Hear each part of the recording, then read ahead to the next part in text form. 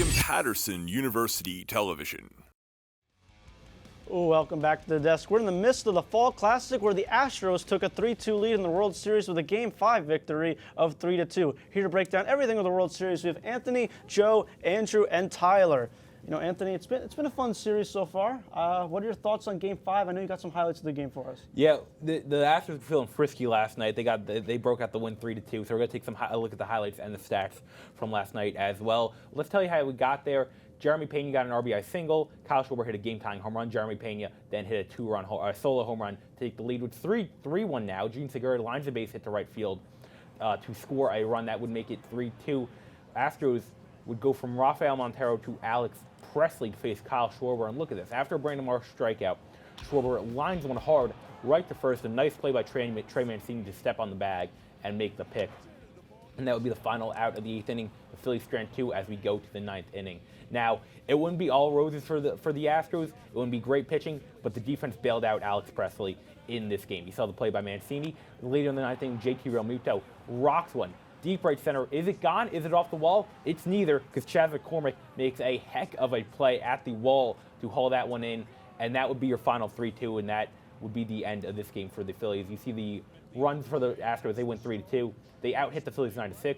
No errors for the Phillies compared to no error for the Astros compared to 1 for the Phillies, and the Astros have 4 extra base hits. The Phillies have 2. So ultimately, Phillies kind of really, the runs don't say it, but the Phillies really kind of had the edge in this game. You know, the Phillies, they had that offensive explosion in Game 3, and it kind of hasn't been the same the last 2 games. Tyler, what did you see from Game 5? Well, I saw that the Astros had tremendous defense, and that's really what helped out and saved the bullpen.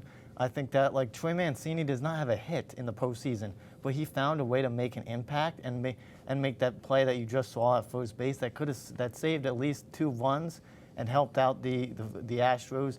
And then also that play with Chas McCormick at the wall, he made that tremendous catch, and that really saved the game for the Astros. You know, Andrew, Trey Mancini definitely did make an impact on defense in that one. What did you see from the game? I saw that the Astros are terrified of Bryce Harper. You walk him twice. You got to go hit him in the 9th inning, 2 outs. You're scared that this guy is going to just blast the ball into orbit, so you got to hit him. I thought, in the 8th inning, Gene Segura, he gets that RBI single. I thought it was a lock. I thought the Phils, I thought the Fightins, I thought they were coming back. Unfortunately, they don't. Ryan Presley gets a 5-out save. I'm really hyped for tomorrow, though. You sound personally offended. I am a little offended. I really wanted to see Bryce hit a home run right there. A little bit of a Bryce Harper fanboy. Joe, what did you see from Game 5? Well, how about this, guys? Verlander finally, gets a win here in the postseason, because we know how terrible he is postseason-wise. But it's really from the starting pitching when you get to that bridge, right, to the closing with Presley, with guys like Neris, Abreu, Montero, right? That bullpen for the Houston Astros, it's just a very complete, dominant pitching staff, and I think it's one of the reasons why they were successful in last night's game. You know, that bullpen has been huge for the bullpen, an unsung hero, as I say. Andrew, we're going to keep with some unsung heroes. Who is your biggest hero and sleeper? I got to go JT Realmuto of the Phillies. We'll take a look at his stats. He's been a clutch guy all postseason. His postseason stats, they don't really show it. 143 batting average. He had that clutch home run in Game 1 of the World Series in the 10th inning to put the Phillies up. But what I really want to talk about is after the All-Star break, he was phenomenal. He's the reason the Phillies are even here. After the All-Star break, he hit .319 with 15 home runs, 49 ribbies, and 10 stolen bases.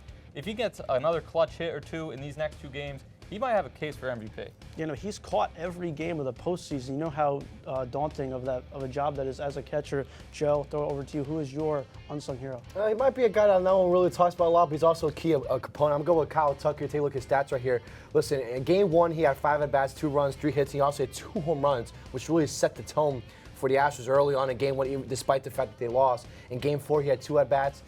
Batting average right now, he's 2.22 right off the bat, 2 home runs, 5 RBIs with a on-base percentage of 286. He's been one of key component, especially defensively too, as one of the reasons why the Astros are able to put the ball in play. Had that 2 home run game in this series really made a difference for the Astros. Anthony. Jimmy, a World Series no-hitter, second all-time. Let's go with the guy who started that game, Christian Javier, who has been a stud all postseason and all regular season. With 6 innings, no runs, no hits, obviously. 9 strikeouts, 2 walks. He is a monster. I think he's allowed 1 run in his last 40 innings. He has been an absolute beast this postseason, and he will be a staple of the Astros rotation for years to come. Yeah, Verlander, Valdez, they get a lot of the shine, but Javier has been right there with them. Tyler, who is your guy? I'm going with Ranger Suarez. He has been unnoticed by every baseball fan because he has an innings pitch in 5.2, ERA of 1.30, hits allowed in is just 5, and he's got strikeouts 13, and he has 1 walk. But he has not not been fazed by what he has been utilized in the rotation, what Rob Thompson has been doing, and he provided a nice backbone for with the Phillies game when he pitched that 7-0 win, and I feel like that he's a key asset to this Phillies rotation. Yeah, no, he's definitely made a difference in the Phillies rotation. Talk about the Astros rotation getting a lot of love. Suarez has been that underrated guy for the Phillies for sure. Joe, Game 6 will be going back to Houston. They'll be looking to clinch in their home ballpark. Do you think they can pull it out? I really think they can. I mean, when we take a look at both teams, their stats right now throughout the whole World Series, these two teams, it's been a fun World Series. You really think about back and forth. Obviously Houston's up 3-2 runs.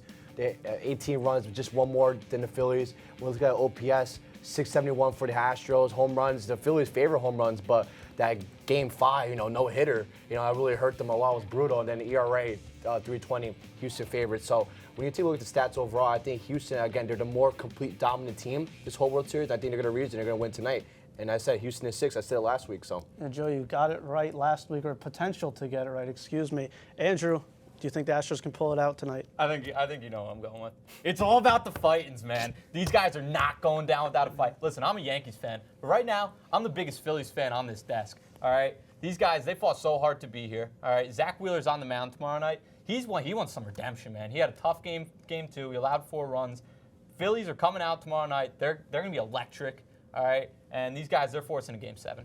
Tyler, do you have that same energy towards the Phillies that Andrew has? Yes, I do. I would agree with Andrew because, the Phillies' backs are against the wall, and I feel like that, they know that they're down, and I feel like they're going to come out, bats going, and I feel like, that the Astros are going to, have a tall task to, win a title with the Astros, with the Phillies lineup. Anthony, you're a veteran of the desk. You've seen a lot of Astros success in our time here. Do you think it's going to continue? So, Jimmy, I've been picking the Phillies all postseason. Will change now? Of course not. The this series is going 7 games. Zach Wheeler's on the mound, as Andrew said. He wants revenge.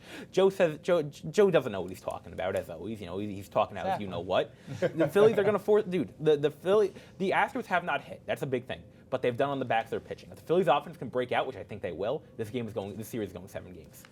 That would be exciting for all fans to see. Anthony, I'll throw it over to you. One team that will not be going 7 in the World Series is the New York Mets. They've been highly rumored to bring back Brandon Nimmo, Edwin Diaz. Do you think this is a good idea for this team? Yeah, I mean, I really like the 2 of them. We're going to take a look at both their stats right here on the graphic. I mean, look at this graphic. Great job by the people back in the studio. This is beautiful. You look at Edwin Diaz and Nimmo. Games played for Nimmo, 151. He hit 274, 16 home runs, and an 800 OPS. And Edwin Diaz is the best closer in baseball. An ERA of 1.31, 118 strikeouts in 62 innings. He has been insane. The one X factor here is DeGrom and whether or not the Mets will bring back Jacob DeGrom. I personally think he leaves. But if you can take those funds and put them into Nimmo and Diaz and maybe another player, I think that overall will suit the Mets better than a guy who always might be injured. You don't really. He's getting up there in age. I think that might be the best move for the Mets right now. Joe, one of our Met fans on the desk, what do you think of these potential moves to bring them back? And listen, this is a high priority. As much as we talk about DeGrom, Nimmo, who's been a solidified leadoff hitter.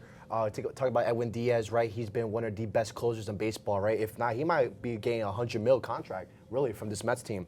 I mean, listen, the way how people were seeing him as a bust of a trade when he came over from Seattle, and look at him now as being one of the top premier closers with, he struck out 49% of hitters this year, all right? Utilizing his slider very well, which is 57.5%, his whiff rate at 48.4%. So I think, these 2 guys are really high priority guys, despite the fact that we want DeGrom to come back. Tyler, you're also a Met fan. Would you like to see Nimmo and Diaz return? Yes, I would.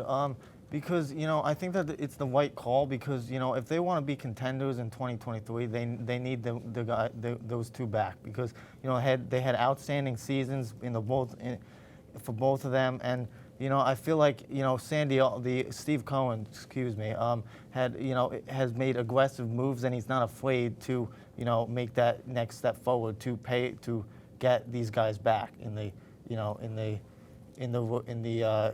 clubhouse.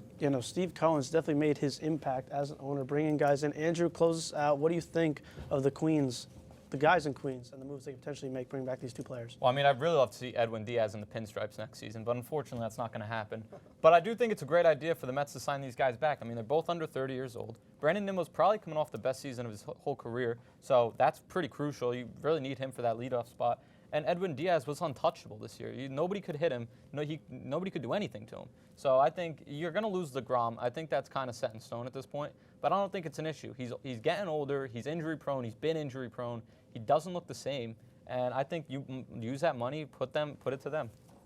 Definitely probably going to be some more Timmy trumpets being played at Citi Field. Brandon Nimmo, it's going to be a little bit more of an X factor. But as the MLB season is heading to a close, the NBA season is in full swing. And Naiji and our crew will break down all the latest in the world of hoops. Stick around.